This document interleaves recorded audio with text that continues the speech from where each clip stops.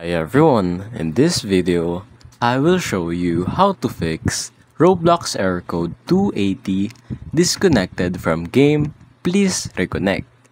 So simply what we're gonna do here is first click on Windows plus R, then here type in temp and hit on enter.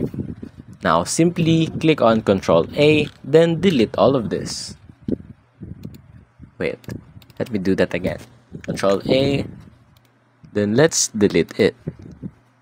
Now next, click on your controller again, then input percentage temp percentage and hit on enter.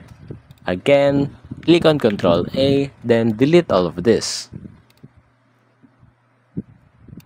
Then skip. There you go. Don't worry about this because you can't really delete these files. Now next is hit Windows R again, then input app data. Then here go to local, then look for the Roblox. And here simply right click on it and delete this folder completely. After that, restart your PC and then simply reinstall your Roblox.